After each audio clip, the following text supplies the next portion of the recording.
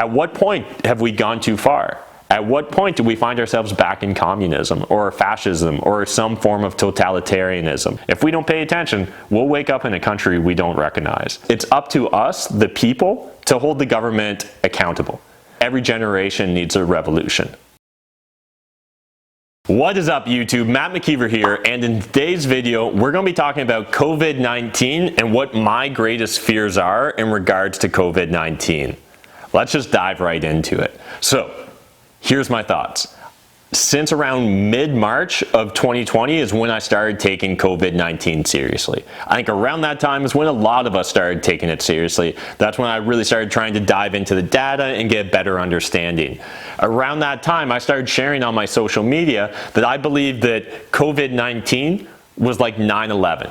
And what I meant by that was it's a very impactful event in and of itself, but in fact, I believe that the aftermath, the consequences of it, are going to be more impactful than anything relating to the initial event. So COVID-19 is absolutely an unfortunate pandemic. Tens of thousands, if not hundreds of thousands of people will die because of it.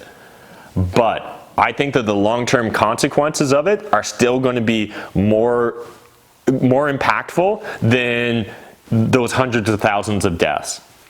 The reason I say that, and my thought process throughout this, is really similar to what happened in 9/11. We saw a fundamental shift in a lot of government policy. And we're seeing a fundamental shift in a lot of government policy again. I truly do find this concerning for a multitude of factors. The first being simply that what we saw with 9/11 was a power grab from the government, particularly the US government, that the likes of which we had essentially never seen before. And so we saw, the suspension of a lot of rights. We saw a lot of intrusion into personal privacy. And we found out that the government doesn't necessarily tell us everything. And that's obviously very concerning for a multitude of factors. But again, when we look back, we can see that we overreacted from a policy standpoint in that moment in time. Or at least I believe we can. I'd love to hear your perspective. Jump in the comment section if you agree or disagree. But I believe with hindsight, a lot of us look back on the laws and regulations and even the actions that were taken post 9/11 by the government, and we're not very proud of them. And I fear that we're going to find ourselves in a similar perspective, whether it be 5 months or 5 years from now. This isn't just a Canada thing, it's not just a US thing, it's a worldwide phenomenon that is impacting policy on a worldwide scale. Again, I don't think we've ever seen something like this before. Probably one of the best examples is 9/11, because that event forced not just the US, but a lot of governments to want to tighten controls on their citizens. And I suspect that we're going to see a lot of similar actions by the government in this COVID-19 situation and scenario. Now, I have a lot of competing thoughts in regards to this. This is going to be stream of consciousness, guys, so you're going to have to hang with me while I talk through my thought process in regards to all this. But again, I'm very open to your perspective, so feel free to jump in that comment section and share with me and my audience what your thoughts are. But my biggest concerns, 9/11, there was a big grab towards reduction in privacy rights, as well as just reduction in rights in general for anyone that was associated with terrorism. And then finally, a lot of military spending and growth, and the military industrial complex, was able to re-entrench and strengthen itself from that. What we're seeing with COVID-19, it appears to be, in a lot of countries, we're seeing the government step in with financial stimulus, the likes of which we have never seen. And what happens with all this inflationary debt spending is at some point in time that bill's going to come due.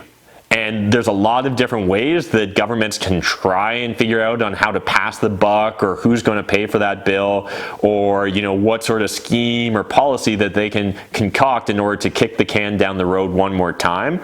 But from my perspective, that's what they're doing, is they're kicking the can down the road one more time, rather than necessarily understanding or wanting to deal with the underlying issues.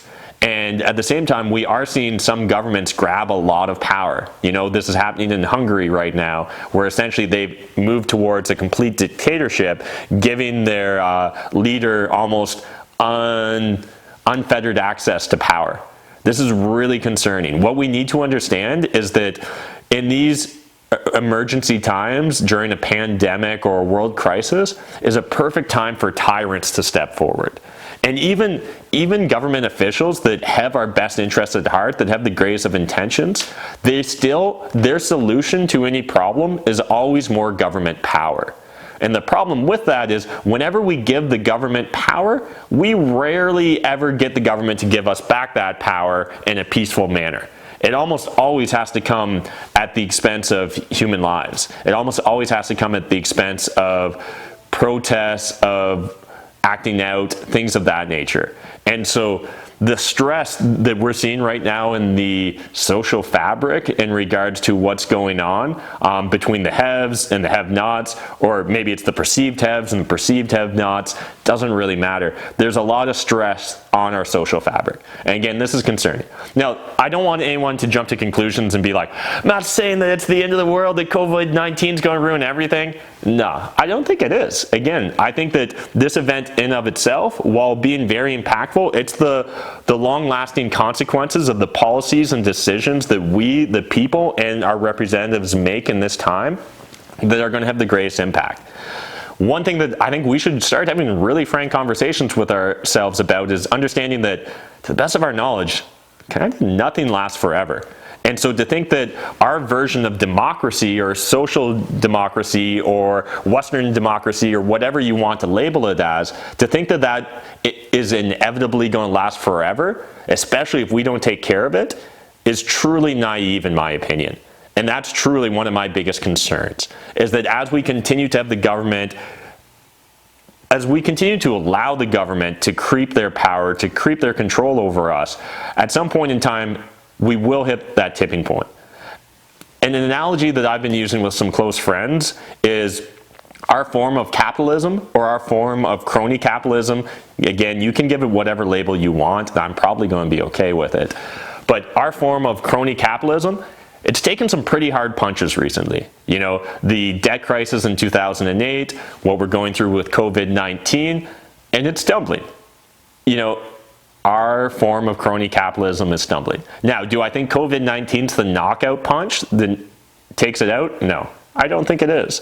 But again, I think that we're taking one step closer to the abyss, one step closer to the edge, one step closer, or one step further away, I should say, from democracy. And that to me is really concerning. You know, losing personal autonomy to me is very concerning. And this is also, just so we're clear, it is our fault. All of us have grown too comfortable and too trusting towards the government. All of us secretly deep down want a government babysitter. We just want the government to tell us what to do. We just want the government to, you know, solve all our problems. We don't want to take ownership of the messes we create. And one of the impacts of that is, like, again, we seem to have governments and policies now that have stated recessions aren't a thing anymore. So we're going to do everything in our capacity to stop recessions. Now, again, I'm going to do a little caveat here. I don't have the answers either, but I don't think that handing over all of our power, giving over all of our personal autonomy to the government is going to solve the issue. Because the government's still just made up of people. And if the people in general aren't willing to take responsibility or ownership for their situations, why would we assume that the select group of people in the government would or are? Again, it feels a little naive to me. So I think, you know, in this time of uncertainty, while you're under social quarantine, while you're, you know, maybe you have more free time if you're laid off than you've had in the past, I think this is the time to, you know, critically think about, what do we really want in a world? What do we really want in a government? What do we really want in, say, a democracy? Because again, nothing lasts forever. So what happens next, what our current form of government and our current economic model evolves into, it really is going to come down to us. And so, again, let's get really truthful. I'm 35 years old. I still often feel like I'm looking around for the adult in the room.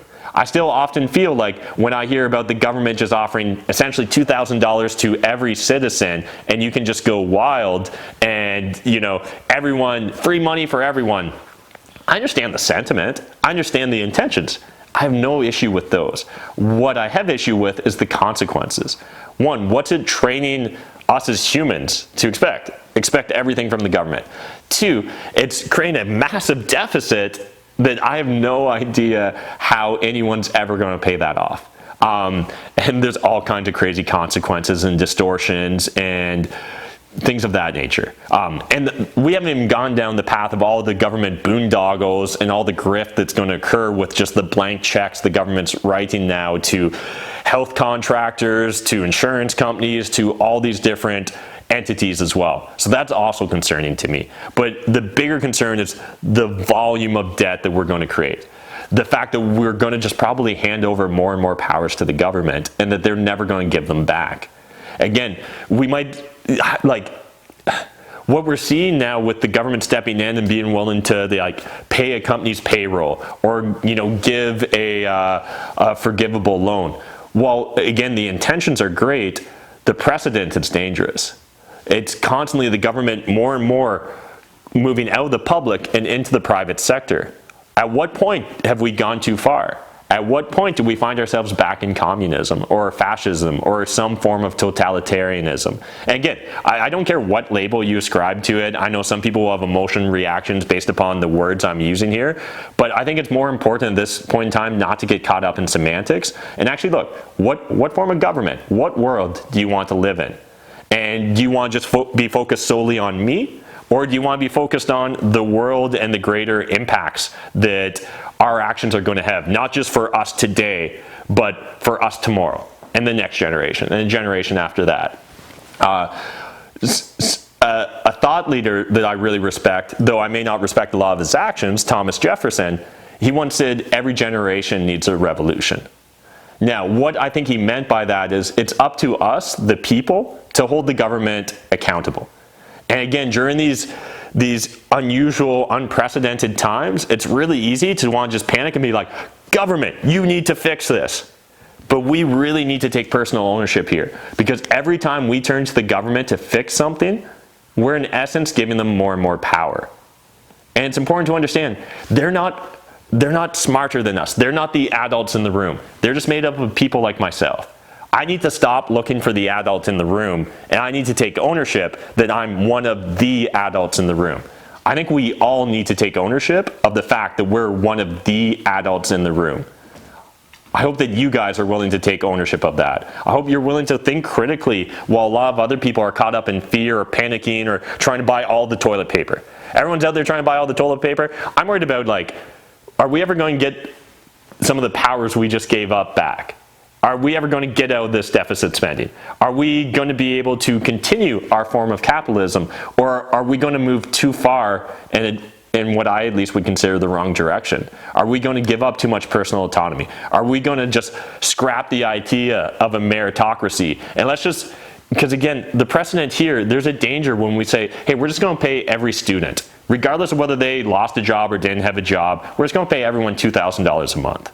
Well, if we can do it under these extreme circumstances, why can't we do it in the future? Why won't a politician just promise that to buy votes?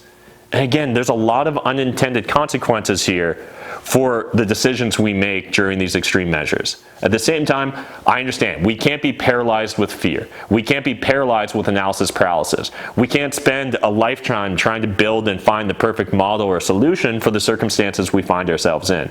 That's naive and unrealistic as well. But what we do need to do is pay attention. We do need to figure out on a personal, on a group, on a global scale, what sort of world do we want to live in? What sort of government do we want to have? Do we want to be in charge of ourselves, or do we want to give that up to someone else? When a problem happens, am I going to solve it, or am I going to expect someone else to solve all my problems? And there's hard decisions here to be made. Some of these decisions don't have a right answer. All these decisions have consequences. So again, I'm not saying that the government shouldn't have shut down the economy. I'm not saying they shouldn't have shut it down sooner. I'm just saying that we need to be really careful, because we know in the past that we panic and we give too much power away. We panic and we just go, yep, sure. And there's a consistent history of governments manipulating information. It's just what almost any entity that's concerned about its image is going to do. Again, like, let's just be very real and open, raw, honest with ourselves. We all manage the views others have of us. Governments they're the exact same. So again, it's important that we understand and we take ownership of this situation. And we need to really decide, what world, what government do you want? Really appreciate you guys watching this video. I have no idea if everyone thinks now I'm a tinfoil hat, crazy lunatic, but I want to have a really honest and frank conversation.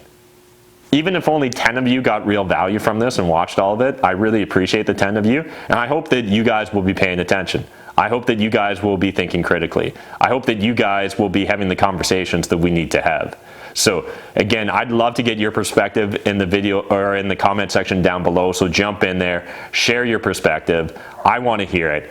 But I also want to leave you with this. Focus on data, not drama. Focus on what's under your control versus not under your control. So I don't want you just like fuming on deep subreddits about how the government's reading our minds and they're going to take over everything, Let's actually really focus on the data. Let's really focus on what laws are being passed today, what laws are being proposed today. What am I okay with? What are we okay with? Because if we don't pay attention, they're just going to pass the most extreme versions they can. If we don't pay attention, we'll wake up in a country we don't recognize. And again, it may not be this time. In fact, I don't think that it's this time that we get a knockout punch. But are we going to get one step closer to that knockout punch? Or are we going to become more resilient and stronger because of this punch we just took? And that really does, that responsibility lies with us. Thanks, guys.